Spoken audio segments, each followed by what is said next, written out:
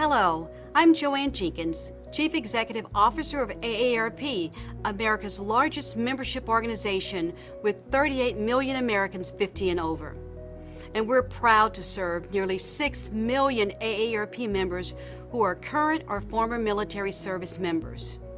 We've created free resources, tools, and community programs to help veterans and military families meet their daily challenges head-on, whether on the job or at home. For example, the AARP Fraud Watch Network, in partnership with Operation Protect Veterans, has a new online Veterans Fraud Center detailing the latest scams targeting veterans and military families and tips on how to stay safe. AARP's Veterans and Military Spouse Job Center provides a one-stop job hub where you can get free tools, resources, and skills builder courses, and our job board directly connects veterans and military spouses to service-friendly employers wanting to hire them. When you're a military veteran caregiver, you start young, care longer, and face many unique challenges. That's why AARP provides a military caregiving guide and a veterans health benefits navigator. Through our 53 state offices and nationwide network, AARP can help you find a new mission through volunteer service that provides the right opportunity to give back to your community and fellow veterans. At AARP, we're on a mission to support veterans and military families. Thank you.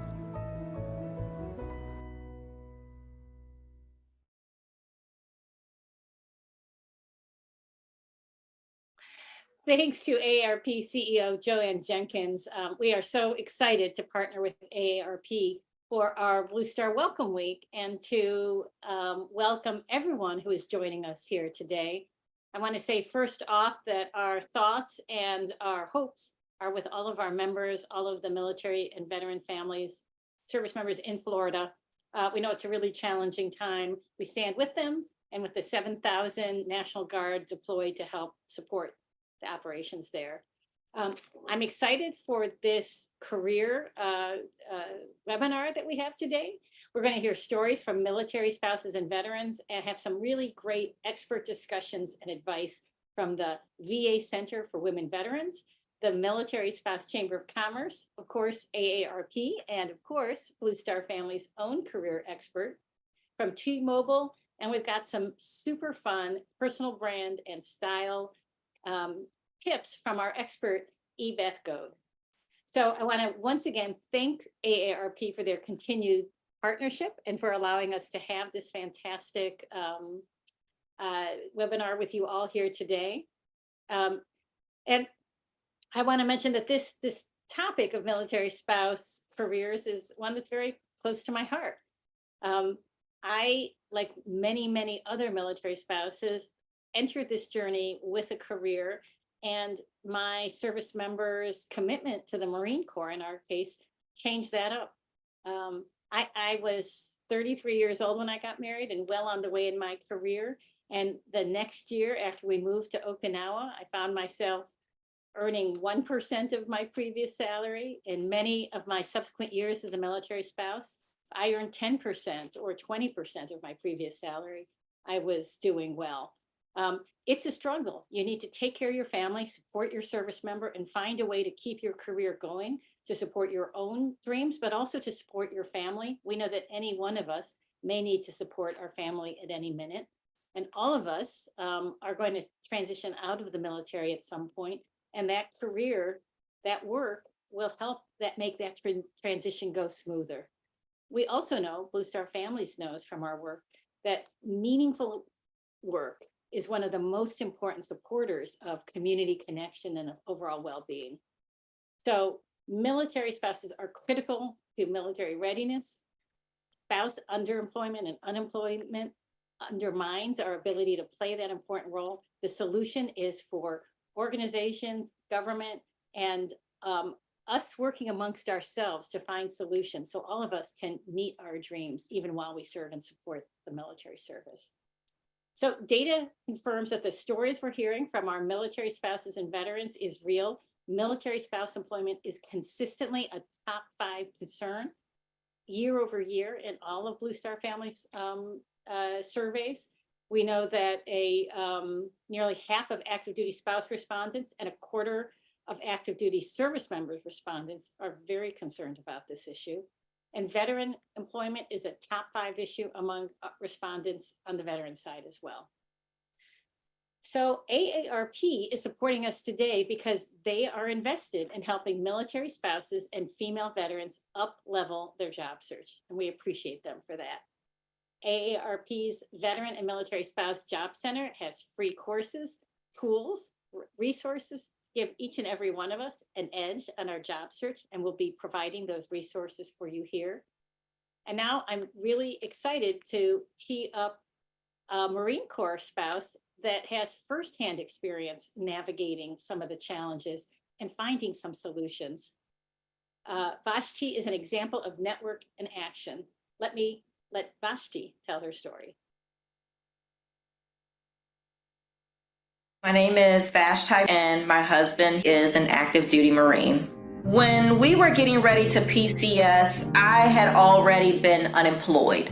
I had left my job as a director of communications because I knew I really needed to focus on getting us from one destination to another. More importantly, I knew I wouldn't be able to take this job with me because it was based in San Diego. Once that PCS happened, that's when I started going on interviews. All of that really changed though when I found out I was pregnant, which was maybe 3 weeks into living here in Fort Worth. And it was just something that told me, oh my goodness, now I'm really not gonna get a job because, who was gonna wanna hire a pregnant woman who is literally about to give birth? I wanna say once I hit my second or third trimester, probably the end of my second trimester, beginning of my third trimester, I just completely stopped looking for work.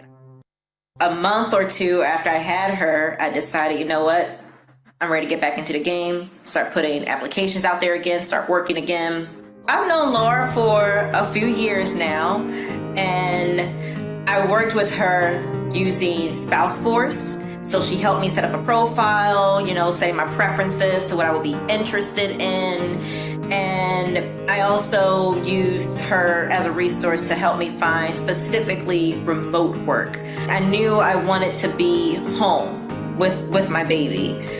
I had posted on LinkedIn that I was open to work, and Laura had tagged one of the hiring managers of my employer, and that's how I found out about the position, and I immediately just applied to a position like that. I wasted no time. I would absolutely recommend Blue Star Families and Careers to another friend. And the reason why I would recommend them is because without them, I wouldn't have found a future in my career. Matter of fact, I wouldn't have found the reinvention of my career. As someone who was formerly in the broadcasting industry, I really thought that I would never find anything meaningful as a professional woman. But Blue Star Families, they saw the skills that I had from the industry that I used to work in. They saw my personality and what I have to offer as a professional, as a person. And they saw someone who was ready to take the bull by the horn and support their family, and more importantly, support themselves, because I'm more than just the military spouse whose husband goes on field ops every month. I'm more than just the new mom who stays home with her daughter all day. I'm also a professional woman who wants to build a future for her family, and who also wants to be a person that her daughter looks up to as a military mom, military wife, and a professional woman.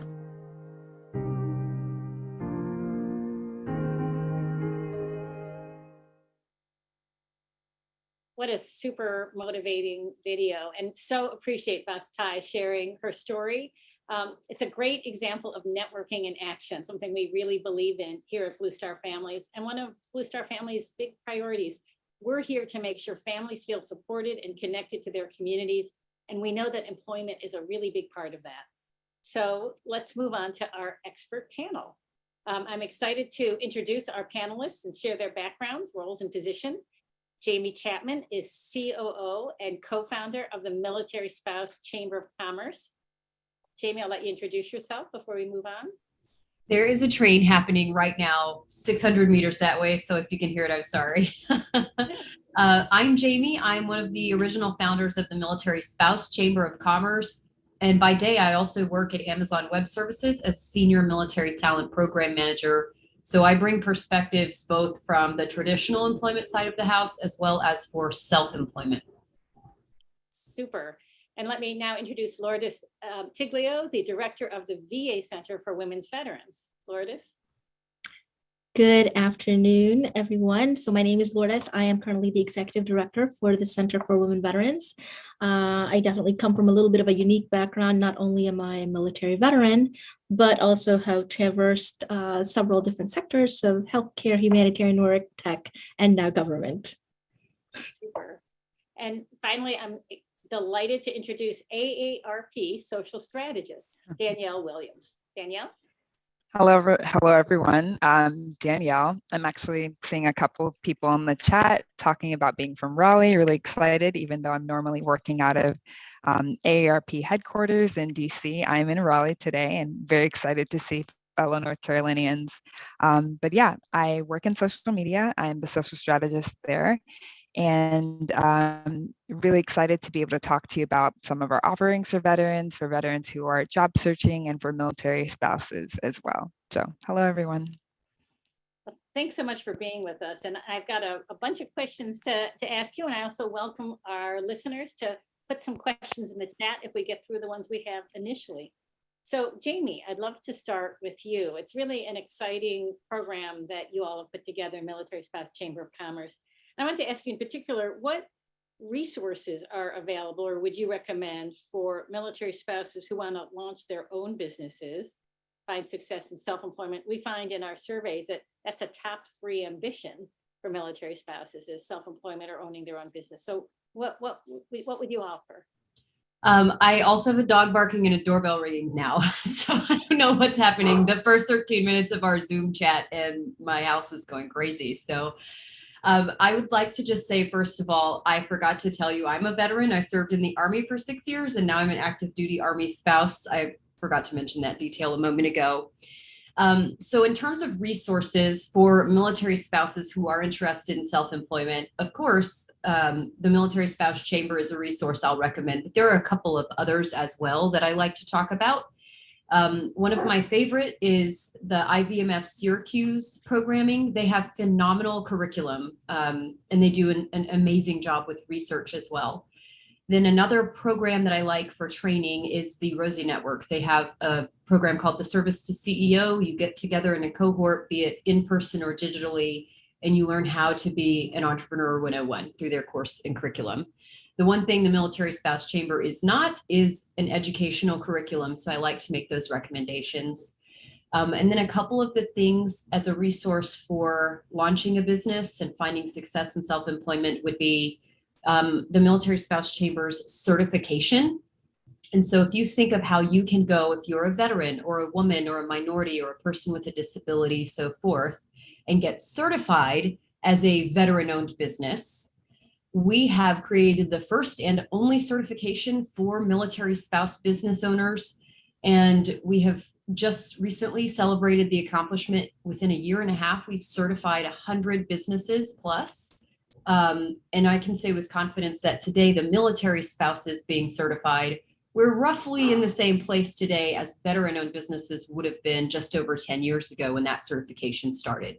So with further support and advocacy from us, you'll see our certification hopefully getting deeply recognized with hopefully government contracting in the future.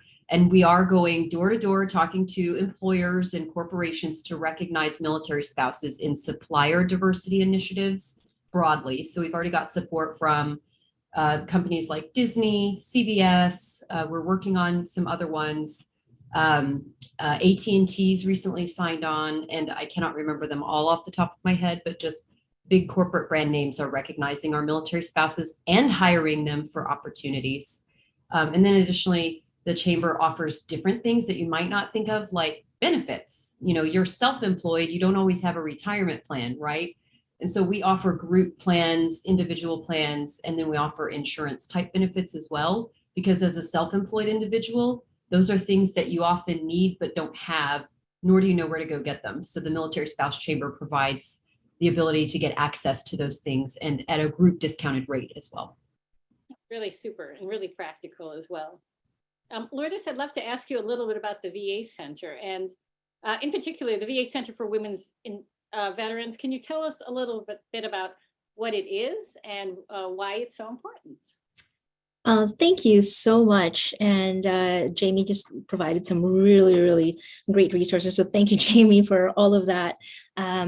So the VA Center for Women Veterans is an entity that falls right underneath the Secretary. So we report to the Secretary of Veterans Affairs. Our job specifically is to not only advise the Secretary on all things that impacts women veterans, because our center's work transcends all three agencies of Veterans Benefits, Veterans Healthcare, as well as National Cemetery.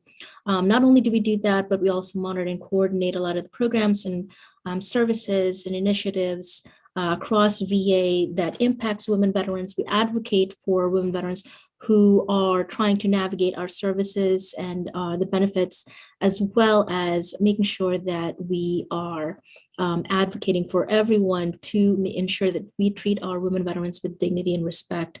I did want to do a little bit of a get away a little bit from this question, because I think what happened earlier when Jamie added the part that she's a woman veteran, that is one of the things that we find that is a hurdle right now with our women veterans who are also spouses. Like one particular archetype usually will override another, and then they forget that part of themselves sometimes until someone else reminds them. It's like, you are also a veteran as well as that. It doesn't have to be mutually exclusive. And so that's one of the things that we're really trying to make sure to double down and working towards to overcome. Yeah, it's a great point, Lourdes. I've had people working for me for years in Blue Star families before I found out that in addition to being a military spouse, they were also a veteran. They just never brought it up. And so that is something we need to teach people. If you have that status, share it in addition to your military spouse status. Yep, you can be both. You can be both, yeah. Danielle, I'd love to hear a little bit about your job search as a veteran transitioning out. Sure. I think part of that, before I go into that, I wanted to preface it with, I came from a military family. I'm a fourth generation veteran. And so growing up, I always knew what I wanted to be when I grew up, right? I never had to really think about that, do any deep digging, figure out what my interests were.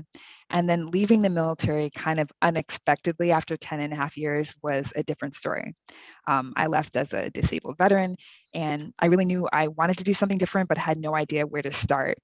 And so the job search is something that the military tries to prepare you for. You know, I took my ACAP, my Soldier for Life, like all of these classes, which may have a different name depending on your branch, but they're pretty similar, right? They're to help you with your resume and to get you taking these kind of like online questionnaires and thinking about what your skills are, what you're good at, what your interests are. And even just in spite of going through all of that, I still really struggled with the job search. I struggled with talking to people and hearing that, yeah, you know, putting your resume in front of a recruiter is important, or applying for a job is important, but the majority of jobs are like through word of mouth or through networking, right? And I'm like, I don't know anything about networking other than to leverage that was a challenge. And my job search initially took me 9 months. And part of that was, you know, I was transitioning from the military and wanting to learn more and go into social media. And that's not something the military necessarily had prepared me for. So that was kind of like an additional factor. And I think, yeah, I would be the first to admit that like I really struggled with my job search. I struggled with not having community, not having other people who were going through the same thing. And feeling like I had to, or that I wanted to do a lot of it on my own, which I do not recommend. So those were some of the factors that kind of went into why I personally felt like job search was challenging for me at the time. Since then, obviously, like working with AARP and also, being a part of organizations which are trying to help veterans has clued me into a lot of resources that are out there. So you don't have to go at it alone, whether you're a military spouse or a female veteran or however you identify. I think there are definitely a lot of tools out there, which I would love to talk about a few of those today. So hopefully I didn't go too much off topic, but yeah, it's a little bit about me. That is very interesting. And I think it's very humanizing for people who are watching, that even people are successful and are experts on panel. They went through times when that was not what life was like for them. And so Yeah. I'd like to just follow up with that about some of the resources that you've developed in your job now, maybe Resume Builder or maybe some others that you'd like to draw attention to kind of help people see in a little more granular level. Sure. Take those steps. I love that you bring up resumes because that is a big challenge for a lot of people who are transitioning from the military, right?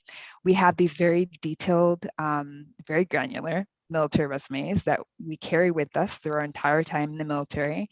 And then you leave the military and you have all of this experience. You've gone on deployments, you've built up like a very specific type of experience, but trying to translate that into civilian terms that civilian employers can understand or even begin to grasp of what you're talking about, that is difficult, right?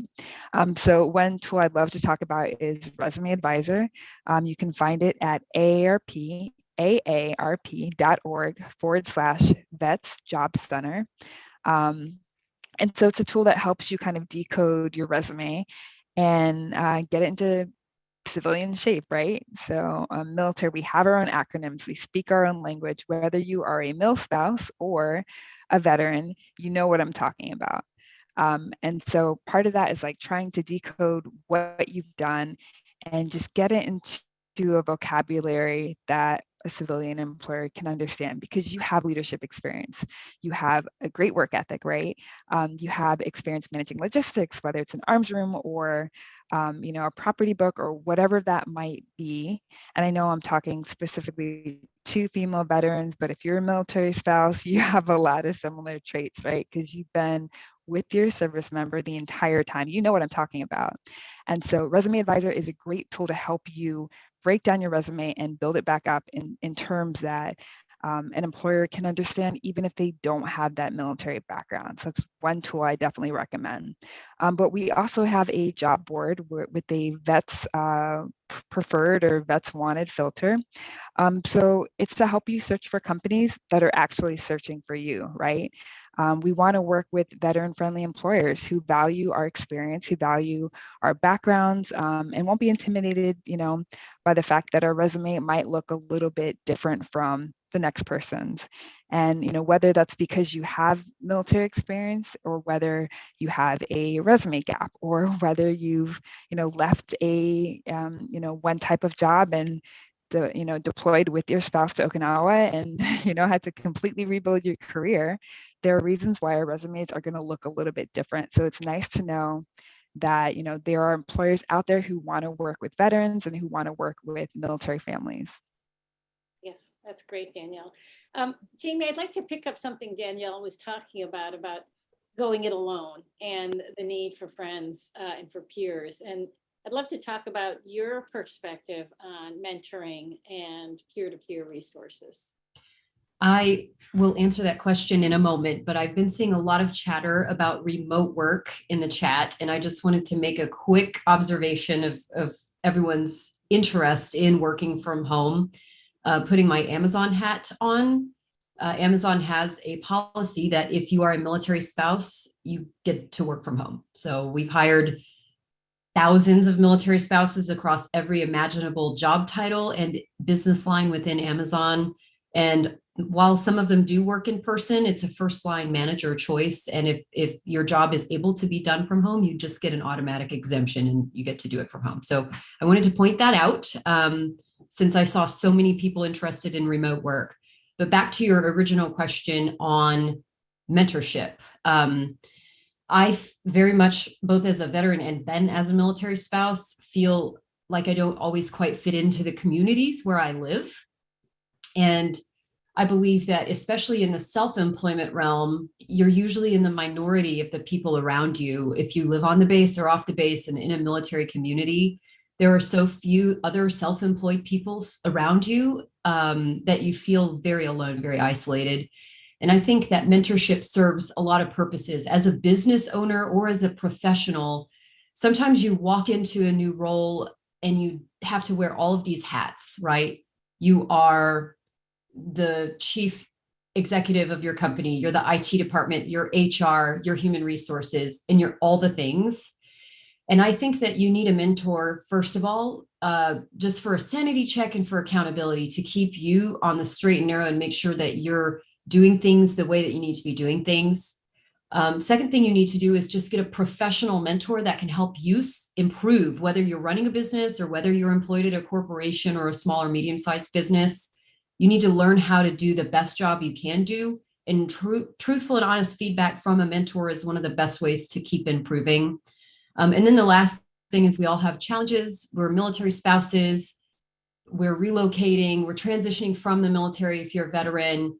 And we need mentors that we can like have a hard cry on their shoulder with once in a while to help us sort of get unstuck. So I think there's, I heard a rule that I love, and I like this for mentorship, but it's the 33% rule. Basically, to surround yourself with 33% senior level mentors that are above you, 33% peer mentors, those people you can cry on their shoulder with and talk at the same level with, and then to turn around and give back to 33% of people that are your subordinates that you can help lift up as well. That's awesome, Jamie. I love that. That's a good rule. I'll take that on. Lourdes, I see you're contributing some in the chat, and so I want to invite you to expand upon some of your thoughts out loud. Yes, so I was trying to answer some of the questions while others were talking, but so there are several questions regarding which companies are committing to working remote, but also supporting veterans. And one thing that I'll say is that there's a lot of companies that, though their marketing might not be as great, that have employee resource groups. And I know that a lot of large organizations have veteran employee resource groups or military families employee resource groups. And those are communities within a particular organization that actually invites those who are veterans and military families to kind of congregate together to address some of the challenges that they find while working in that organization that's unique to that particular population. I know that when I came from Airbnb, like I said, I came from quite a few different sectors. At Airbnb, we also have a veteran employee resource group. I was helping to lead that one before I left. And one of the things that I wrote on the chat is that there's a lot of tech companies that have committed to allowing remote work for a lot of their employees, because COVID has proven that they can still be successful while having their employees remote. One of the things that I also wanted to kind of touch on is on what Danielle had talked about with regard to not having a community. I think that it's a great call out, because whether it is work, whether it is in education, when you feel like you're the only one that's trying to do it and you don't have a model of an example, it's really, really intimidating to start off. I know that when I came from my transition, I was in a critical care air transport team. For those who don't know, it's like, think flying intensive care unit, right? It's flying ICU. And so when we talk about how do you translate that into civilian terms, some people will see that as like a one-to-one. You are a cardiopulmonary specialist or a nurse or a doc. Then of course in the civilian sector, that's what you can be. Now, I will challenge some people's thoughts that that's the only thing that you can be, because just because you're good at something doesn't mean that that's what you enjoy. Like, I may be great at math, which I'm not, but absolutely hate accounting and hate doing it. And so why would I subject myself into a career that I hate every time that I walk into it? So what I will challenge for you folks to look at is not look at just what you're good at, but what is it that drives a fire in you? Because that's what's going to allow you to weather a lot of the storms that you find as you get into an actual role that you're starting to get into. And it also helps with growth. you don't know what else you can do if you don't challenge yourself to a larger scope of thinking. Case in point, again, I'll just use myself as an example. But when I got out of the military, I was working at a hospital, 'cause of course I was in healthcare, but I was a little antsy. I was one of those that I felt like there's got to be something more that I can do. I'm coming from an ICU to a very like regular routine job that is not my speed. And so I started volunteering for a humanitarian organization called Team Rubicon, which is a veteran-led disaster response organization. And so we are the ones who go into tornadoes, into the earthquakes and flooding, and we're the ones running into those areas. And that's where I found that I discovered a passion for humanitarian work and another kind of service. And I raised this up because I had no background in humanitarian work, by the way. I only know medicine. But as a volunteer and falling in love with the work, I was truly inspired to learn as much as I can, so that within several years, I was able to leverage that experience as a volunteer and all of the work that the online FEMA courses allowed, to actually leverage that into a job in the humanitarian sector. So coming out from a volunteer in the humanitarian sector, leveraging that into a job at Airbnb in the social impact space, into tech. So I say that because there are several different avenues. If you're thinking about a career change and a career pivot, there are more than one way. There's more than just, hey, I need to go to school for it. Sometimes you can just do volunteer work. And I'm not saying this is for everything, but sometimes you can do volunteer work, gain that experience, show proficiency, and really leverage that into a new trajectory. Yeah, it's a great point. Danielle, I'm reading a lot of reaction on your face. So do you have some thoughts there that come to mind? I agree 100%. The job that I do now isn't really related at all to the job that I did while I was in the military. Towards the end of my time in the military, I was getting into social media on a personal level, right? So I was doing things just for myself and kind of learning as I went with the different platforms I was on. Created a couple of affinity groups in the outdoor space because I love the outdoors. And that's how I helped build up my social media resume, which I did not have through the military because it just wasn't the job that I was doing. And so that's what got me my first job as a social media manager, which helped me kind of climb the ladder within that field. So definitely, you're right. Your volunteer time, like your hobbies, not saying that, everything needs to be like a side hustle, or that, if you love what you do, you should make a job out of it. Not saying that. But in some cases, it is helpful. In some cases, it is relevant, especially if you want to transition and try something a little different, maybe that has better chance of remote work or better flexibility that works for you and your family. So yeah, I love that example that you offered. So thank you. Yeah, I'd like to offer something from my experience too, and then go to Jamie. I think being imaginative and taking yourself in different directions can be fantastic. I also, in my experience, think that being opportunistic and responsive to what the world brings to you is sometimes in our lives as a military spouse really helpful. And I think it's sometimes important to remember that male spouses do not have the income hit or the unemployment or underemployment that female spouses have. So there may be an intersection between the way we as women bring ourselves to the workforce, in addition to the military affiliation, that we can work against. And I saw that myself, and I'll just give this one little example. Like I said, I had a successful career before I married my husband, and then was unemployed and had to reinvent a number of times. And I actually went back to law school after I got married, because the kind of work I did when I married my husband, I couldn't do when we were moving around. And I did one kind of law, and then we moved. And I had to do another kind of law because these things went around. And at one point I found myself, and often part-time or remote, because that was moved 9 times in 16 years. So you got to take what you can get. I found myself working for a guy who had been a friend, doing some compliance work for him. He needed an investment.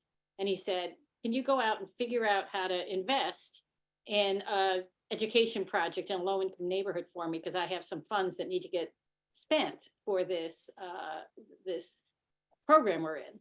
And I said to him, you understand that I don't know how to do that, right? That's not what I'm trained to do.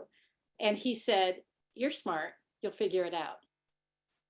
And I did. And we made the investment. It was a very motivating experience for me.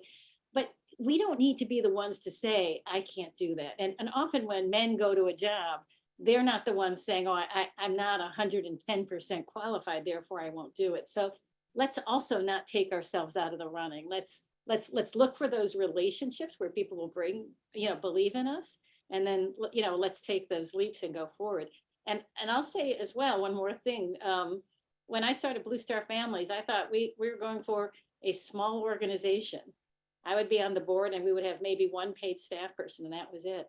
But when the community needed more from us, I had to figure out how to, deliver more for us and be present and be part of, make this my work in a way that wasn't something that had been planned. Jamie, I'd love to hear your thoughts about these issues.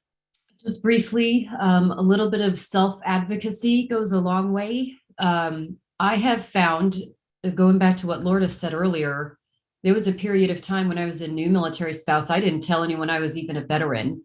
And then now that I'm a military spouse, you hear the stigma, don't tell the employer you're a military spouse because then they won't hire you because they have a bias. And I'm just baloney. That's what I think. A little bit of self-advocacy goes a long way. If you are vocal about who you are and about your identity, you'll weed out the crappy employers that don't want anything to do with you and you'll find the right place. Yeah, that's awesome. Well, I think this has been a fantastic conversation. We've got incredible participation in the chat.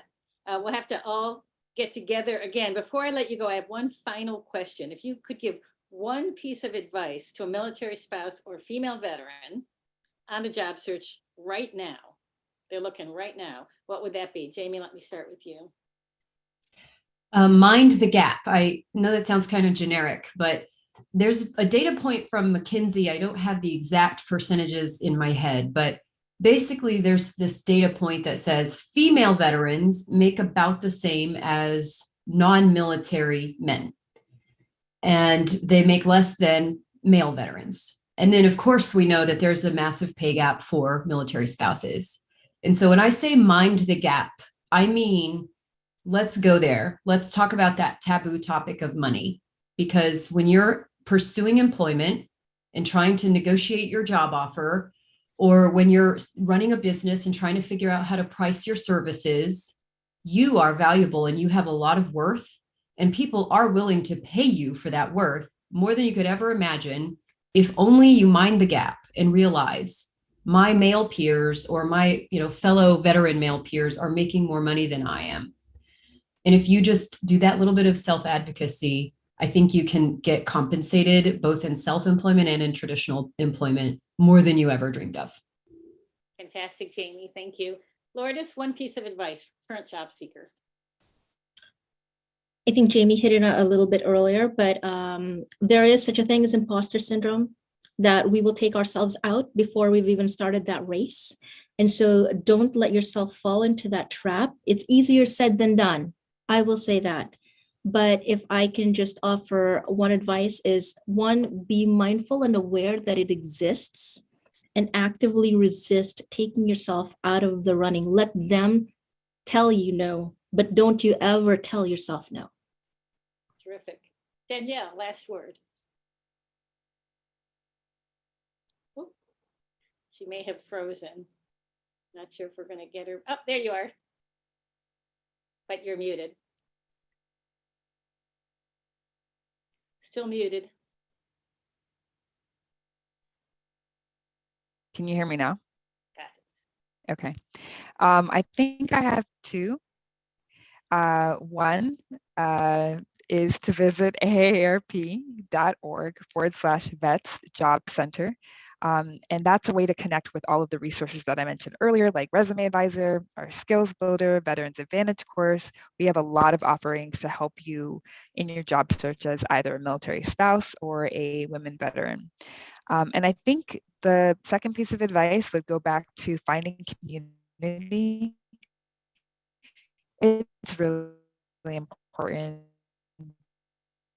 Don't go at this alone. It can be frustrating.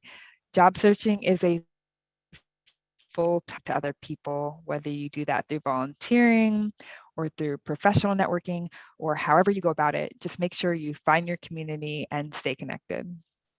Well, that's super. Thank you so much, Jamie, Lourdes, and Danielle. It was really amazing to have you all with us today.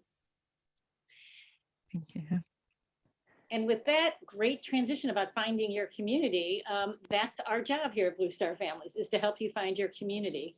And we have an amazing person to help you find your community and travel with you on your job search. That's our very own Laura Torres. Laura is the head of our Spouse Force program. She is the senior manager of workforce partnerships and diverse talent sourcing. She will be your best friend on your job search. So if you're not already connected to Laura, I hope you will get connected to her now on this chat.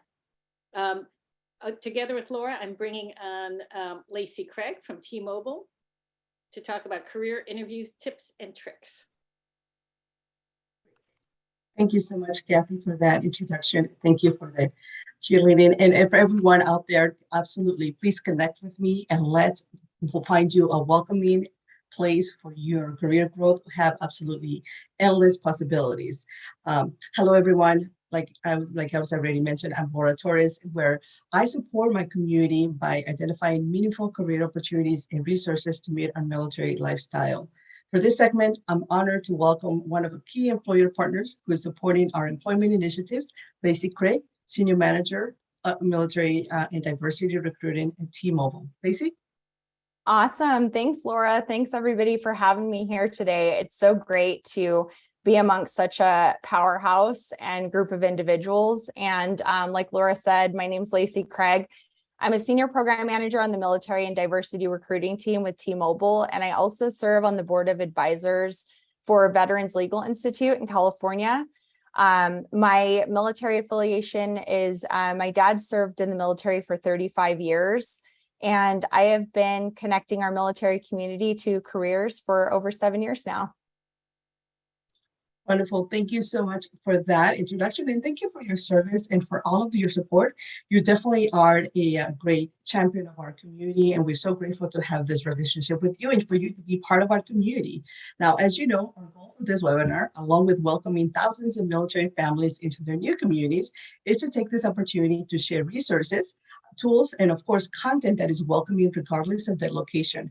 But also we want to hear tips and tricks to maximize the career opportunities straight from the experts like yourself. Now, Dania from AARP directed us to the resume advisor at AARP Career Center for veterans and military spouses. And we definitely are going to go and explore that a little bit later and share all the updates and the links at our sponsors virtual community. But for you, I would love for us to talk about interviewing and interviewing tips. Now, you've been supporting our military community, as I mentioned, and facilitating our participation in the workforce for years now. So you know our strengths and our areas where we can facilitate a little bit of extra growth. But from your experience, what would you say are some of those tips and tricks for interviewing, and how can we mentally prepare? We got the resume, now we got the interview. How do we get there? Yeah, I think that's a great question. And I love what Jamie said so much earlier about finding the right company, because I think it all starts with that. Just because you get the interview doesn't mean that it's a good fit. And I think starting with the interview, it's about understanding, why do you want this job? What's important about this company that you align with? Where are your personal values and priorities that align with the company? Do your research and understand really why you want to work for them. Understand what is attractive about the company that you want to work for, and what they stand for, making sure that that's also what you want to represent and what you're doing every day. I think that also for the interview, just being aware of anything you need to ask them, having questions prepared, having your own personal non-negotiables that you bring to the interview. So don't sacrifice those because you're trying to impress an employer, because the right employer will understand what's important to you, what you have going on in your life. And if you're a great fit for the role, there will be room to negotiate that and work with that. And I think it's so tricky sometimes because it's hard to really navigate and understand what do you share during an interview. But you're also interviewing them as much as they're interviewing you. So make sure that you have the confidence that you have what it takes to do the job and that you belong there. It's really important to be on the same page from the very beginning. You don't want to get into a job that you were hired on false pretenses from either side, either from the company or from you, just not being true to what your own values and levels of importance are. Absolutely. And I love that you mentioned the non-negotiables, because that is really key. We have to be very honest sometimes with ourselves or with the current lifestyle. Sometimes it's not the right fit at the moment, but that's not to say that you cannot interview with a purpose, volunteer with a purpose, or find other, part-time opportunities until you find your the right calling and your meaningful employment opportunity. And then, of course, we're here to support you. We have a community right here at Blue Star Families and Blue Star Careers that will definitely navigate this employment situation. Absolutely not on your own. You have a community here. But Lacey, I want to talk about the latest trending tools that are actually happening right now, and a lot of military spouses are getting exposed to, which is video interviewing. That's a new, I guess you can say, a new way sometimes as of the pandemic, or just simply because of all the technology and the new, fast and furious sort of a workforce development changes. What are some of those interviewing tips and tricks that you can prepare us for video preparing? Knowing, our strengths and our challenges, how can we ace that interview nowadays with so many life demands?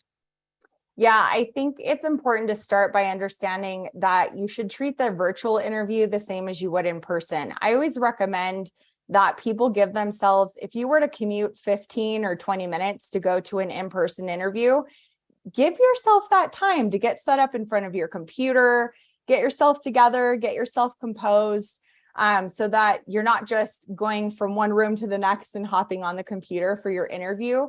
Make sure you really have that prep time so that you're prepared and in a good mental space to hop on that camera for your interview. I think that it's also important to make sure that you're testing your audio and video ahead of time. It's really tricky. So many different employers use different platforms that they're interviewing you on. Sometimes it's WebEx, sometimes it's Zoom. And you really want to make sure that you've downloaded that ahead of time, that you're familiar with the platform before you hop onto the interview, and that they can hear and see you okay. Also evaluating your setting and background, making sure there's no distractions. While a lot of employers are very understanding, like Laura said, I think COVID just changed life for all of us, and video is the way to go, and life happens. I know I have dogs at home that I feel like want to be part of every single call and interview I do.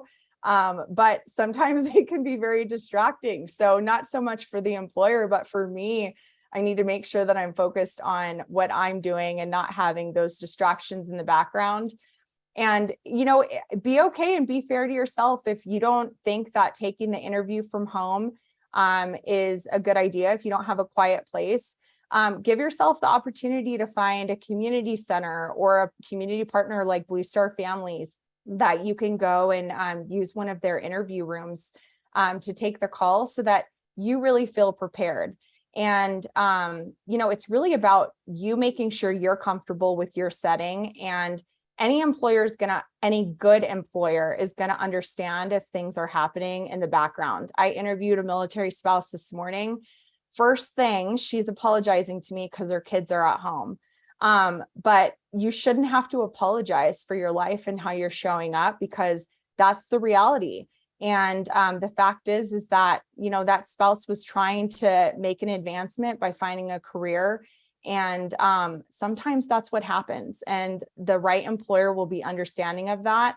But I felt it more from her end on feeling the stress of the environment and the distractions. So just make sure you're preparing yourself for how you're going to feel comfortable in that setting.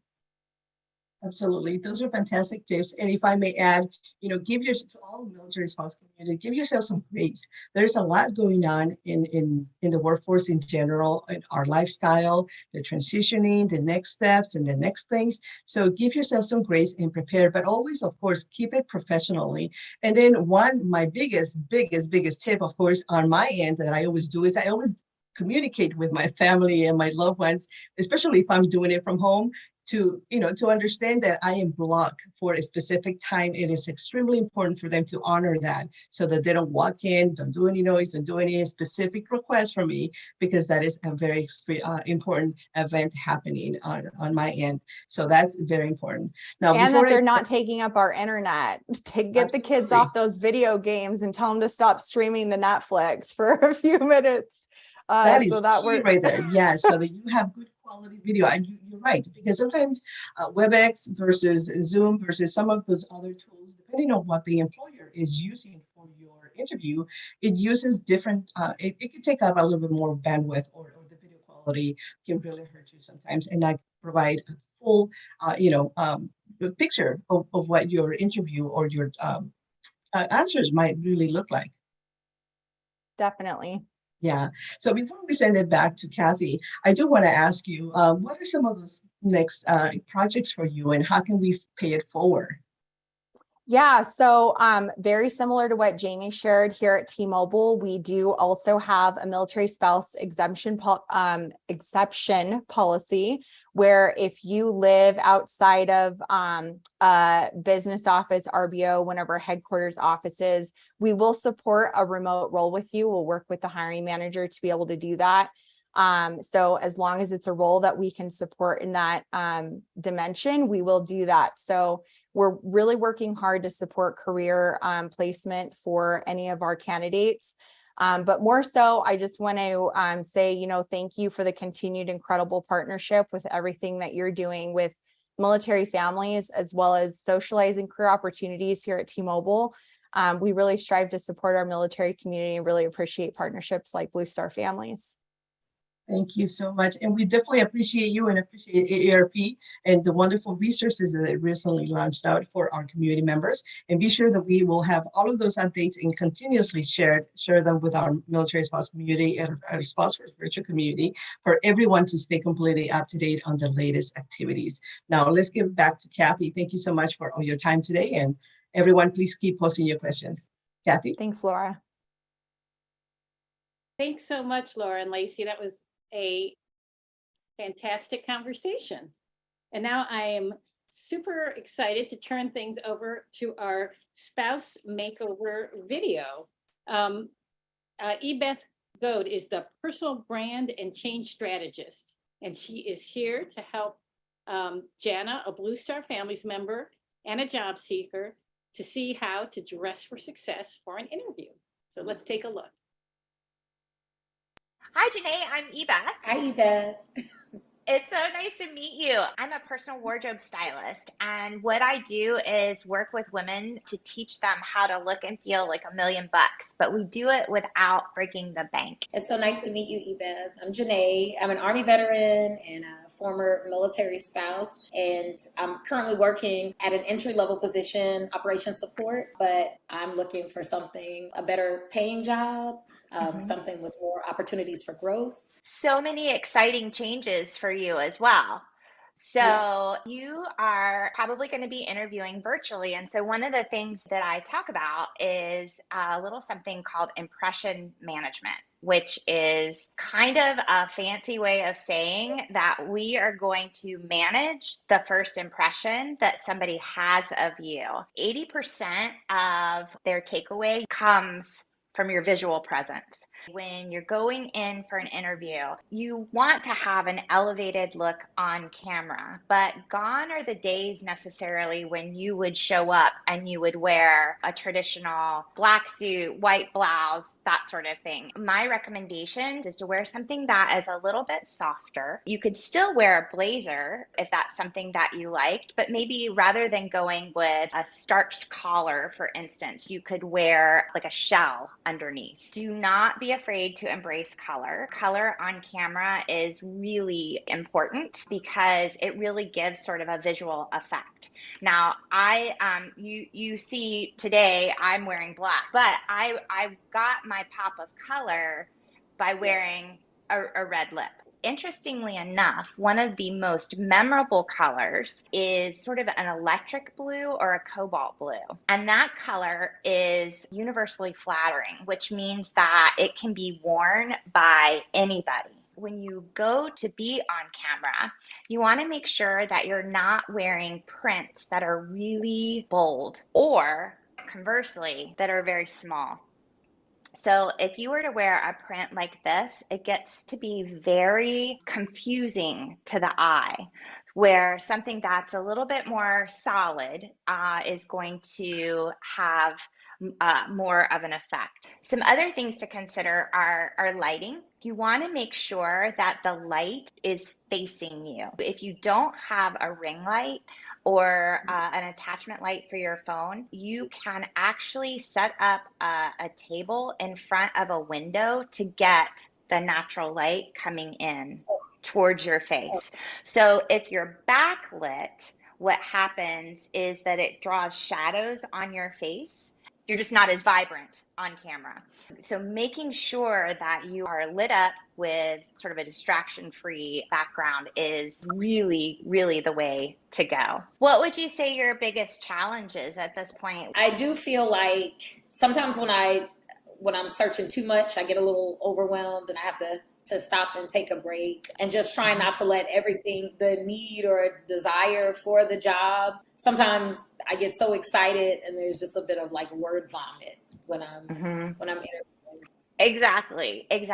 One of the things that I recommend is, we often are so worried about taking up space, and it's a nervous habit of speaking very, very quickly, and I am especially guilty of that because I speak quickly anyway, and so I have to remember to slow it down. And one tip is to put a sticky note on your laptop that says slow down. I would say before you go in, it's a good idea to, this is going to sound sort of silly, before you go on camera, you can turn on the music really loud. You can let out a big yell, and you can do a power pose, which sounds crazy, but a power pose is where you do sort of a superwoman pose, and you put your hands on your hips and you say, "I've got this." But this actually has been proven that to refocus you and to come in with the right mindset for the job interview, or if you're doing a presentation. So any other questions? That was it. Thank you so much for sharing all your knowledge with me. This has been an amazing experience. Absolutely. Excited I to am get out there. well, I am so delighted, and I wish you well on your journey. You'll have to email me and let me know, and feel free to reach out to me anytime. Well, with that, we will bring it to a close, but thank you so very much for meeting with me, and we will talk soon. All right. Thank you. Well, super. That concludes our session. Thank you for all of our amazing guests who joined us today. And a very special thank you to our friends at AARP for their partnership and for their support of our military and veteran connected community, including their most recent endeavor to help support military spouse and female veteran employment here with Blue Star Families today. We have one more surprise for you today, giveaways. We have 2 Google Chromebooks valued at $1,500 each. Google, with their Grow with Google program, is an amazing partner with Blue Star Families, and we have ways we can connect you into their fantastic programs, which is great for people wanting to be self-employed or get more tech savvy. 2 Google Chromebooks, because you're signed up for this event and you are here, you are entered to win. We have a personal wardrobe styling session with Ebeth Goad, personal brand and change strategist. Because you are here, you are signed up to win. We have a signed copy of Grateful American, A Journey from Self to Service by the fabulous Gary Sinise. And we have gift baskets of goodies from our friends at Ulta Beauty. All of you on right now are entered to win, and we will be announcing the winners in a post-event email. Look for a post-event email also, so you can fill out an evaluation. Let us know what you liked about this, what you'd like to see more of. That will help us deliver programs to you that you want and need. Blue Star Welcome Week, helping the 600,000 military-connected families who are on the move across the U.S. this year, helping them get welcomed into their community. Blue Star Welcome Week is continuing on until October 2nd. Learn more at the Blue Star Welcome Week website. More great programs, more great giveaways every single day. Thank you, AARP. AARP's Veteran and Military Spouse Job Center is awesome. Check it out. And thank you to everyone here for joining us here today. I hope to see you soon. Take care.